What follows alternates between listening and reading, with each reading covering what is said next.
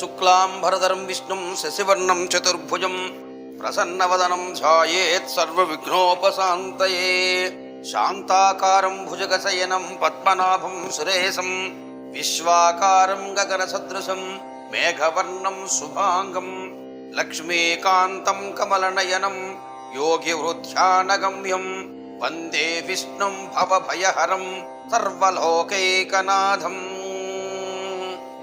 ఓం నమో భగవతే వాసుదేవాయ.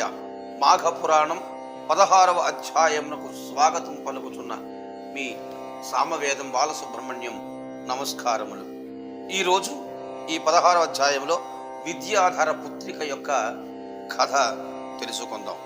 రాజా, మాఘమాస స్నాన మహిమను తెలుపు మరి ఒక కథను వినుమని మరలా ఇట్లు పలికెను. పూర్వముక విద్యాధరుడు సంతానము కావలనని బ్రహ్మనుద్దేశించి గంగాతీరమున తపస్సు చేయుచుండను. నియమవంతుడై భక్తి శ్రద్ధలతో చిరకాలము తపము ఆచరించాను. అతడిట్లు చిరకాలము తపము చేయగా బ్రహ్మ సంతుష్టుడై ప్రత్యక్షమయ్యను. వరములనిత్తును కోరుకుమ్మని పలికాను. పుత్రునిమ్మని విద్యాధరుడు బ్రహ్మను కోరాను. అప్పుడు బ్రహ్మ, నాయక, నీకు పుత్ర సంతాన యోగము లేదు, అయినను ఈ తపంబునకు మెచ్చి పుత్రికను అనుగ్రహించుచున్నాను అని చెప్పి అంతర్ధానమునందెను. తరువాత విద్యాధరునకు పుత్రిక కలిగను. ఆమె ఉత్తమ లక్షణములు కలిగి ఉండెను. ఆమె పెరిగి పెద్దదయ్యను. మిక్కిలి సుందరి అయి సద్గుణాన్వితయైన కన్నవారికిని తనను చూచిన వారికిని సంతోషమును కలిగించుచుండెను. విద్యాధరుడు ఆనందము కలిగించుచు ఈమెకు ఎవరినిచ్చి అత్తవారింటికి పంపజాలను, వివాహం చేసి అల్లుని కూడా నా ఇంటనే ఉంచుకుందనని నిశ్చయించుకున్నాను. ఒకానొక నాడు రాక్షసుడు ఆమెను చూశాడు. ఆ రాక్షసుడు దేవీ భక్తుడు, ఎన్నయో దివ్య శక్తులను సంపాదించాడు. కోరిన రూపము ధరింపగల శక్తివంతుడు కూడా. ఆ రాక్షసుడు విద్యాధర పుత్రికను చూచినంతనే ఆమెపై మరులు కొనెను. ఆమెనిట్లయినా వివాహం చేసుకోవలయునని తలంచాను. ఆ రాక్షసుడు మిక్కిలి శక్తివంతుడు. శివుని తపంబుచే మెప్పించి శివుని శూలమును కోరి పొందెను. శివుడు వానికి శూలమునిచ్చుచు, పోయి ఇది నీ శత్రువునకు ఆధీనమైనచో నీవు మరణింతువని చెప్పి ఇచ్చాను. వరగర్భితుడైన రాక్షసుడు, నన్ను మించిన శత్రువు ఎవడుండును, నా ఆయుధము శత్రువునిట్లు చిత్రువునకిట్లు చేరును అని తలచి వరదాన గర్వితుడై ఎవరిని లెక్క చేయక ప్రవర్తించుచుండెను ఆ రాక్షసుడు. అట్టి రాక్షసుడు విద్యాధర పుత్రికను చూచి, సుందరి, నన్ను వరించమని అడిగాను. ఆమెయు నా తండ్రిని అడగమని చెప్పాను. రాక్షసుడు విద్యాధరుని వద్దకు పోయి వాని కుమార్తెనిచ్చి వివాహము చెయ్యమని కోరాను. విద్యాధరుడు వానికి తన కుమార్తెనిచ్చి వివాహం చేయుటకు తిరస్కరించారు. రాక్షసుడు చేయనది లేక మరలి వచ్చాను. విద్యాధర పుత్రికను హరించి సురక్షితముగా సముద్రము కిందనున్న తన ఇంటిలో ఉంచాను. శుభముహూర్తమున ఆమెను వివాహమాడదలిచాను. విద్యాధరుడు తన పుత్రిక ఏమైనదో అని విచారించుచుండెను. ఆ రాక్షసుడు బ్రహ్మ వద్దకు పోయి తన వివాహమునకు మంచి ముహూర్తము చెప్పమని అడగగా, బ్రహ్మ 8 మాసముల తరువాత మంచి ముహూర్తము ఉన్నది, అంతవరకు ఆగుమని చెప్పాను. రాక్షసుడు అందులకు అంగీకరించాను.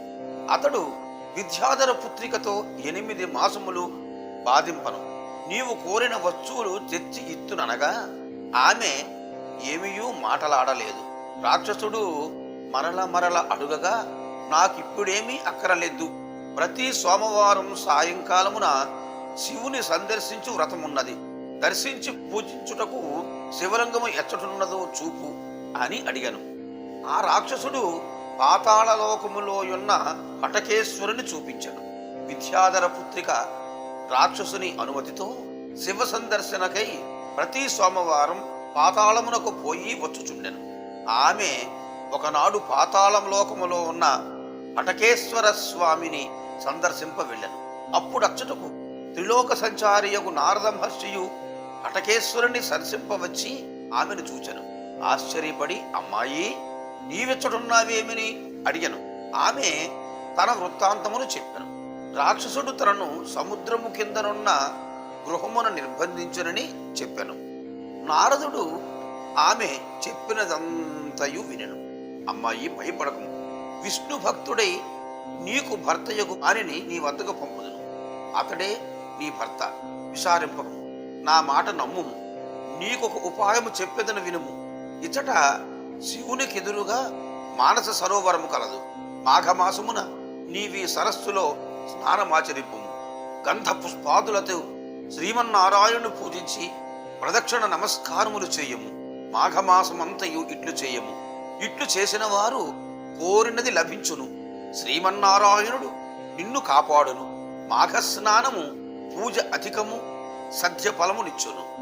నా మాటలు నమ్మమని చెప్పి నారదుడు తన దారిన పోయినాడు. విద్యాధర పుత్రికయు నారదుని మాటలను మనస్ఫూర్తిగా నమ్మెను. మాఘమాసమంతయు అటకేశ్వరపురమునందున్న మానస సరోవరం వద్దకు వెళ్ళి స్నానము చేసి పూజ ఉన్నగు వారిని చేయుచుండెను. నారదుని మాట యథార్థమొకటికై ఎదురు చూచుచుండెను. మాఘమాసమును వ్రతముతో గడిపెను. నారదుడు లోక సంచారము చేయుచు సౌరాష్ట్ర దేశమును పరిపాలించుచున్న శ్రీ మహావిష్ణు భక్తుడకు హరిద్రదుడును మహారాజును చూచెను. ఆ రాజు సర్వకాల సర్వావస్థల ఎందును శ్రీ మహావిష్ణువును స్మరించుచుండును. అందరి ఎందును శ్రీమన్నారాయణునే దర్శించును. వారిని హరి అని ఆహ్వానించును. విష్ణువాయని పిలుచును. గోవిందాయని మాట్లాడును. శ్రీకృష్ణాయనుచు వస్తువును స్వీకరించును. దామోదరాయనుచు భుజించును. కేశవాయనుచు నిదురించును. నారసింహాయని స్మరించును. ఋషికేశ అని మేల్కొనను. వామనాయనుచు తిరుగుచును. ఏ పని చేయుచున్నను, ఎవరితో మాట్లాడుచున్నను, ఏదో ఒక విధముగా నారాయణుని తలంచు.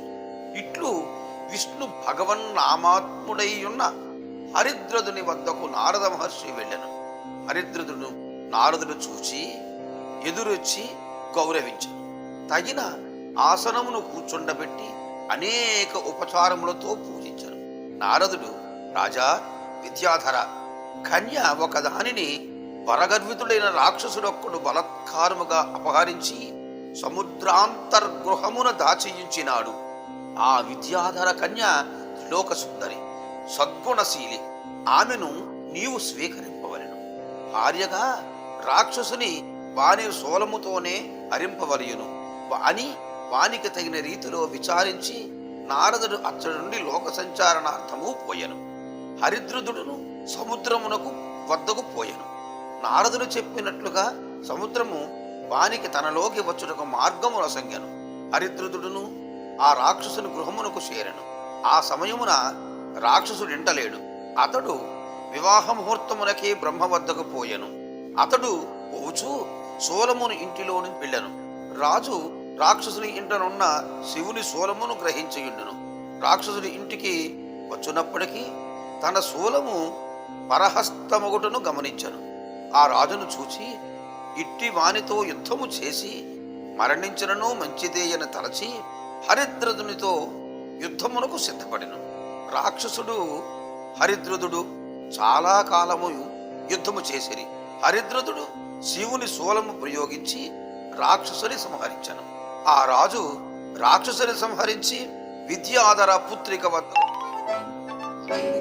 నారదుని మాటను స్మృతికి తెచ్చుకొనెను. వారిని భర్తగా వరించెను. హరిద్వదుడు ఆమెను వివాహమాడెను. ఆ దంపతులను విష్ణు భక్తులై విష్ణు పూజను మాఘమాస స్నానమును మానక చేయుచుండిరి. చిరకాలము సుఖ సంతోషములతో శుభలాభములతో జీవమును గడిపి శ్రీహరి సాన్నిధ్యమును చేరిరి అని వశిష్ఠుడు మాఘమాస స్నాన మహిమను దిలీపునకు వివరించెను.